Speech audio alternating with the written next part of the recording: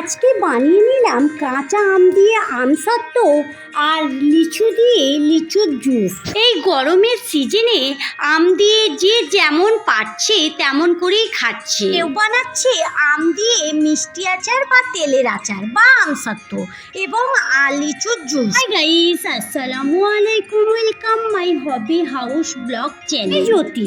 আজকে আরও একটা নতুন ভিডিও নিয়ে তোমাদের কাছে চলে এসেছি। আশা করি এই ভিডিওটা দেখতে খুব ভালো লাগবে। আজকের ভিডিওটা এখান থেকে শুরু করছি।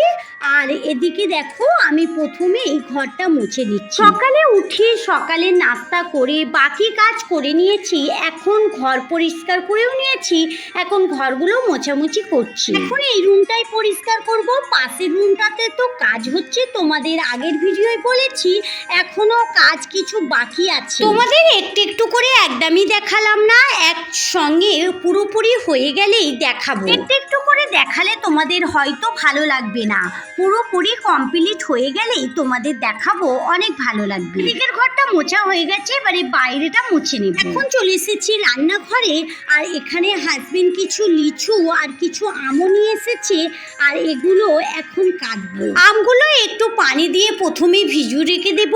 আম কিন্তু একটু ভিজিয়ে রেখে কাটলে আর খেলে ভালো। এখানে কিছু লিচুও রয়েছে। আর জানো তো বন্ধুরা, কিছু লিচু সবাই খেয়েছি যখন লিচুটা নিয়ে এসেছি। আর এখন তো প্রচণ্ড গরম পড়েছে, তোমরা সবাই জানো। আর প্রচণ্ড গরমের মধ্যে লিচুটা বাইরে ছিল, লিচুটার গা একটু শুকিয়ে গিয়েছে, কিন্তু ভিতরটা দেখো অনেকটাই ভালো ছিল। কেউ খেতে চাইছিল না, তাই ভাবলাম একটু জুস করে দিই, সবাই খেয়ে নেবে। লিচুর জুস কিন্তু এই গরমে ঠান্ডা ঠান্ডা খেতে অনেক ভালো লাগে। আর যদি এরকম নর্মাল ভাবে বানানো হয় তাহলে অনেক খেতে ভালো লাগবে। যাই হোক, আমি কিভাবে বানাচ্ছি তোমাদের ছোট করে একটু বলে দিচ্ছি। প্রথমে লিচুর খোসাটা ছাড়িয়ে নিয়েছি, তারপরে ওই দানা থেকে শাঁসগুলো ছাড়িয়ে একটা মিক্সচারের জারে দিয়ে দিলাম। তারপরে অল্প একটু চিনি দিলাম, আর এতে দিয়ে দেব একটু বিট নুন আর একটু লেবুর রস। এগুলো দিয়েই জুসটা বানিয়ে নেব, আর তেমন কিছু দিতে হবে না। চিনিটা তোমরা তোমাদের পরিমাণ মতো দিতে পারো, যে বেশি যদি মিষ্টি খেতে চাও বেশি মিষ্টি দেবে, আর কম হলে কম দেবে। মিক্সচারে কিন্তু জুসটা করে নিয়েছি, তারপরে একটু ছেঁকে নেব, কারণ ভিতরে সেই একটু ছিবড়ে ছিবড়ে থাকে, তো ওটা গালে লাগলে অতটা ভালো লাগবে না। তাই একটা ছাঁকনি দিয়ে একটু একটু করে সবটা ছেঁকে নেব। এখন কিন্তু লিচুর সিজন, যে যেমন ভাবে পারো খেয়ে নিতে পারো। লিচুর অনেক কিছুই করা যায়, লিচুর পুডিংও করা যায়, লিচুর জেলি করা যায়, আর লিচুর জুসও করা যায়। আমি এখানে জুস করে নিলাম। এখানে ওই আমটা কেটে নিয়েছি, আর এখানে একটু সবেদাও ছিল, সবেদাটাও কেটে নিয়েছি। ভাত খাবার সময় যদি এরকম সব কিছু ফল কেটে টেবিলে দেয়া হয়, তাহলে খাওয়ার পরে সবাই কিন্তু ভালোভাবেই খেয়ে নেয়, কারণ ভাত খাওয়ার পরে একটু ফল খাওয়া অনেক ভালো। আর আজকে দেখো কি রান্না করেছি তোমাদের একটু বলে দিচ্ছি। এখানে মাংস কষা করেছি, আর সাদা ভাত তো করেছি, আর এখানে উচ্ছে আলু ভাজা করেছি, আর কাঁচা আম দিয়ে ডাল করেছি। আর এদিকে তো আম, সবেদা আর লিচুর জুস রয়েছে। ছেলেকে মেয়েকে ভাতটা দিয়ে দিয়েছি। হাজবেন্ড এখনো আসেনি, কারণ একটু মাল আসবার কথা ছিল, তাই হাজবেন্ড একটু দোকানেই রয়েছে। হাজবেন্ড এলে আমি হাজবেন্ড দুজনে খেয়ে নেব। এখন ছেলেকে আর মেয়েকে দিয়ে দিচ্ছি। এখন স্কুল ছুটি পড়ে গেছে, কারণ প্রচণ্ড গরম, আর গরমের ছুটি তো স্কুলে পড়বেই, তাই ছেলে মেয়ে দুজনেই ঘরে রয়েছে, দুজনকেই খাবার দিয়ে দিয়েছি। এখন সন্ধ্যে 7টার মতো বাজে, আর এখানে আবারও আম আর লিচু।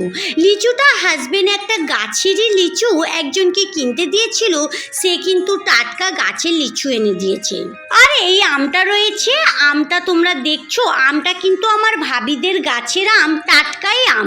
আর আমটা কিন্তু প্রচণ্ড টক। এই আমটা কেউ এমনিও খেতে পারবে না, আর কিছু করাও যাবে না, কারণ আমটা ভেবেছিলাম আচার করব, কিন্তু আচার বানানো যাবে না। তোমরা দেখতেই পাচ্ছ আমটা কিন্তু হলুদ হয়ে গেছে। আমটা একটু গ্রিন গ্রিন থাকলে আচার করতে ভালো লাগতো, খেতেও ভালো লাগতো। আর এখানে হলুদ হয়ে গেছে, আর একটু নরমও হয়ে গেছে, তাই এটা এমনিও খাওয়া যাবে না, কোনো আচারও করা যাবে না। তাই ভাবলাম একটু আমসত্ত্ব বানিয়ে নেব। প্রথমেই সব আমগুলোকে ছোট ছোট করে কেটে নিচ্ছি। কেটে এখানে একটা জায়গাতে পানি নিয়েছি, পানিতে দিয়ে দিচ্ছি। আর এখানে দেখো আমার সব আমগুলো কাটা হয়ে গেছে, এখানে কিছু আমও রয়েছে, অত আম করব না, এই আমগুলো পরে করব, যদিও আমসত্ত্বটা খেতে ভালো লাগে। তেমন কিছু ঝামেলা নেই, এখানে পানিটা ঝরিয়ে নিয়েছি আর এখানে কড়াইতে একটু চিনি দিয়ে দেব, চিনি দিয়ে আর একটু পানি দেব, একদম অল্প করে পানি দিয়ে চিনিটা একটা সিরাপ করে নেব। বেশ একটু আটা আটা ভাব হয়ে যাবে, তখনই আমি আমের পালসটা দিয়ে দেব। আমটা কিন্তু ছেঁকে নিয়েছি, কারণ নিচে একটু পালস থাকে, ওটা ভালো লাগবে না আর ছিবড়ে। আর এখানে বেশ একটুখানি নাড়াচাড়া করব। আর এখানে দেখো একটু ডিশেতে সর্ষের তেল মাখিয়ে নিচ্ছি, চাইলে ঘিও মাখানো যায়, কিন্তু সর্ষের তেলটা হলে বেশি ভালো হয়। চিনি সিরাপের মধ্যে আমের পালসটা দিয়ে বেশ কিছুক্ষণ নাড়ার পর এরকম একদম গাঢ় হয়ে গেছে, গরম গরমই আমি এরকম ডিশে ঢেলে নিচ্ছি। এখন তো রাত, এখন এটা বাড়িতেই রেখে দেব, সকালে অনেক রোদ হবে তখন রোদে দেবো। তাহলে বন্ধুরা চলো আজকের মতো ভিডিও এই পর্যন্তই, দেখা হচ্ছে নতুন কোনো ভিডিওর সঙ্গে। ভালো থেকো, সুস্থ থেকো, সাবধানে থেকো, ভালো লাগলে লাইক কমেন্ট শেয়ার করো। যারা এতক্ষণ আমার সঙ্গে থাকলে, আমার ভিডিওটা ভালো লাগলে সাবস্ক্রাইব করে দিও। Thank you.